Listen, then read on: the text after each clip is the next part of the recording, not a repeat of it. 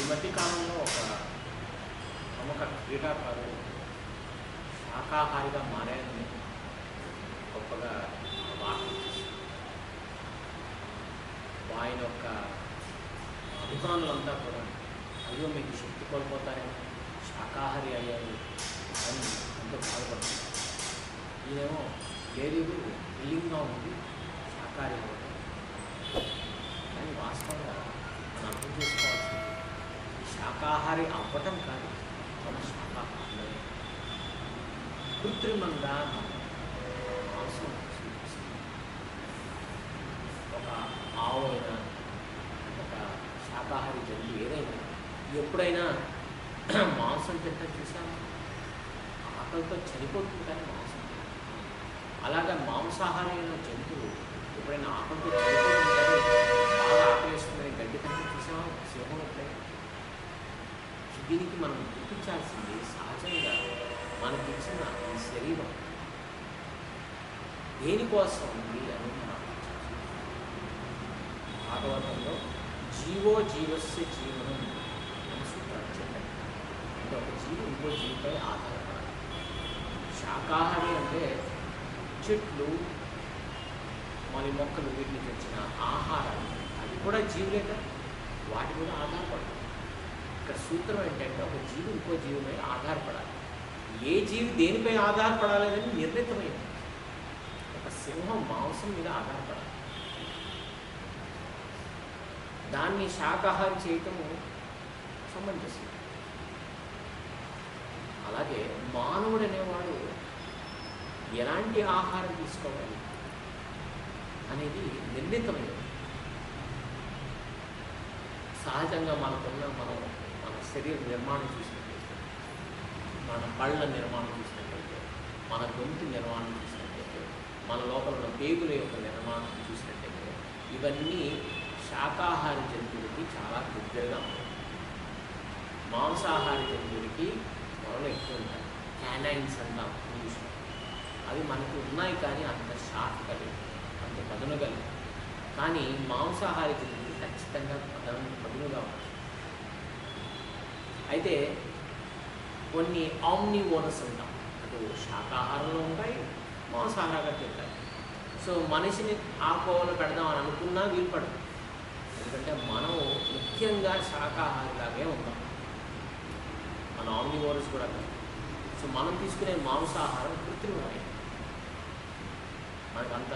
ఎందుకంటే మాంసం తినే ఏ జంతువు కూడా మాంసాన్ని కట్ చేసుకుని దాన్ని ఉడకబెట్టి వాసన పోవడానికి మసాలాలు చల్లి ఉప్పు వేసుకొని తిన్నవాళ్ళు ఎవరు చూసారు?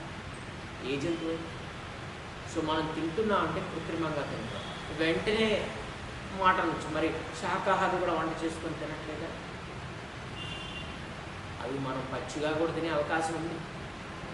అయినా మనకి కొంచెం తెలివితేటలు వాడుతున్నారు, వండుకుంటున్నాం, అది వేరే విషయం. కానీ మాంసం ఏదైనా మనం పచ్చిగా తినే అవకాశం ఉంది. ఏదైనా వండుకొని తినాల్సిందే, కానీ పచ్చి కూరగాయలు తినే అవకాశం ఉంది. సో ఇవన్నీ కూడా మనం తర్కంగా మాట్లాడి మనం శాకాహారం చెప్పుకోవడానికి నిదర్శనం. కానీ ఇంకా మనం కొన్ని శాస్త్రపరంగా చూసినట్లయితే మనిషిని వాటికి శాస్త్ర ఆధారంగా జీవనం సాగించాలని చెప్పబడింది. ఇక శాస్త్ర విధులు సృజ్య వర్తతే కామకారత ప్రసిద్ధిం అవాప్నోతి నా సుఖం పరాంగతి. ఎవరైతే శాస్త్ర నియమాలకు విరుద్ధంగా పనిచేసినట్లయితే వాళ్ళకి ఏ పని చేసినా దాన్ని సిద్ధించదు, పరిపక్వత చెందరు. వాళ్ళకి ఈ జీవనం సాగించడానికి జీవనం ఉన్నంత వరకు సుఖంగా ఉండలేవు. మరియు పరమగతి మరణాంతరం వాళ్ళకి ఉన్నత గతులు వాళ్ళకి ఉండవు అని చెప్పేసి అభిప్రాయం. కాబట్టి మనం ఏం చేసినా శాస్త్రోచితంగా చేయాలి. మనం శాకాహారిగా మారిపోవడం పెద్ద విషయం కాదు, అదేం పెద్ద విషయం కాదు. ఏమన్నా నేను పడుకున్నాను అది పెద్ద విషయం ఏంటి? జంతువులు కూడా పడుకున్నాను. సో అంత సహజంగానే శాకాహారి అవ్వడం. అయితే ఇంకా లోతుగా మనం అర్థం చేసుకోవాల్సిన అవసరం, కేవలం శాకాహారి అయిపోవడం పెద్ద జీవితంలో ఏదో సాధించింది కాదు. అక్కడి నుంచి యాత్ర ఇంకా ముందుకు వెళ్ళాలి.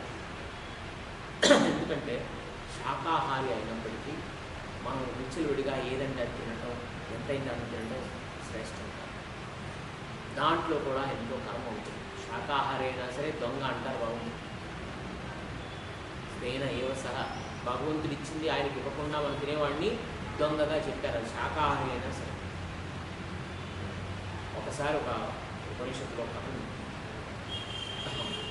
ఒక గురుకులంలో కొత్తగా చేరిన విద్యార్థి తాను భిక్షాటం చేస్తూ అడవిలో ఉన్న పళ్ళుని కందుమూలాన్ని తెచ్చుకొని గురువు కల్పించి గురు ఆజ్ఞతో వాడు తినేవాడు.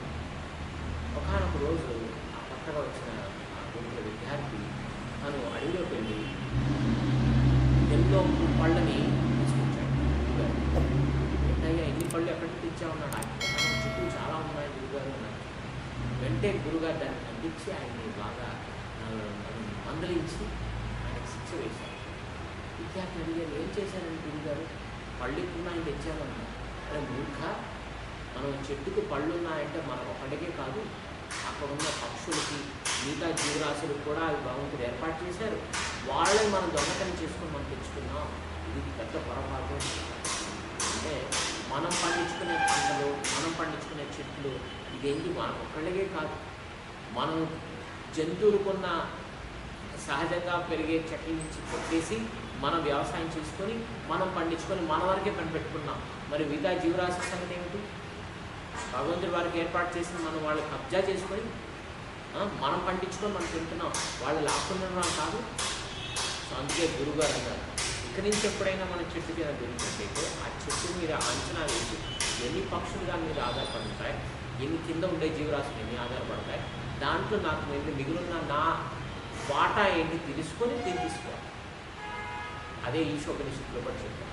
ఈశావాస్యమిదం సర్వం యత్కించ జగత్యాం జగత్ తేన త్యక్తేన భుంజత. నీకు ఎంత అనుభవించాలని నీ కోటా తీసుకెట్టాను, అది మాత్రమే ఉంచేది. శాకాహారం కాబట్టి మన వనాలన్నీ కూడా పొలాలుగా మార్చేసి లోభంతో ఇంకా అధికంగా పండించి అది తినక వేస్ట్ చేస్తూ వ్యర్థం చేస్తూ అమెరికా అనే దేశంలో మార్కెట్ నిలుపుకోవాలని ధాన్యాన్ని సముద్రంలో వేశారు. అంత మూర్ఖత్వం చూడండి.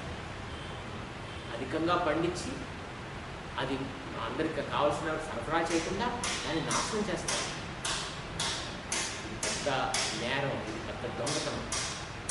అందుకే మాంసాహార శాకాహారాన్ని కాదు, మనం ఇంకా దాన్ని లోతుగా వెళ్ళాలి.